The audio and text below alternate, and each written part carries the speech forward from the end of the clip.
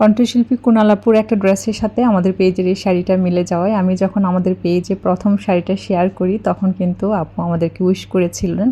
তারপর থেকে এই শাড়িটার নাম দিয়েছিলাম কুনাল শাড়ি। তো যাই হোক, এই শাড়িটা অনেক আপুরাই কিন্তু তখন চেয়ে পাননি। আসলে লেস ওয়ার্কের যে শাড়িগুলো থাকে ম্যাক্সিমাম সময় কিন্তু যেটা হয়, লেসটা যদি অ্যাভেলেবল না থাকে, লেসটা যদি না পাওয়া যায়, হয়তো বা অন্য লেস দিয়ে ডিজাইনটা করা যায়, কিন্তু সেম লেস দিয়ে সেম ডিজাইনটা আর করা সম্ভব হয় না।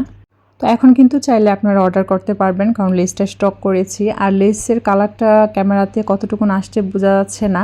এটা কিন্তু একদম মানে গোল্ডেন কালার না, আবার সিলভার কালারও না, মানে লেসটার কালারটা এতটাই সুন্দর। কিছু জিনিস থাকে না যে সবার পছন্দ, এই লেসটা হচ্ছে সেরকম। আচ্ছা, আমার এই ভিডিওটা অনেক আগের করা, যার কারণে কিন্তু ক্লিয়ারও আসছে না। তো আশা রাখছি ক্ষমা সুন্দর দৃষ্টিতে দেখবেন। শাড়িটা একদম কুচকুচে কালো আর লেসটা হবে গোল্ডেনের এক শেড কম, মানে এটার আসলে কি নাম দিব কালারটার, মানে কি বলবো বুঝতে পারছি না। তো যাই হোক, আপনাদের ভালো লাগলে দ্রুত অর্ডারটি কনফার্ম করবেন, কারণ লেস শেষ হয়ে গেলে কিন্তু শাড়িটা আমি দিতে পারবো না।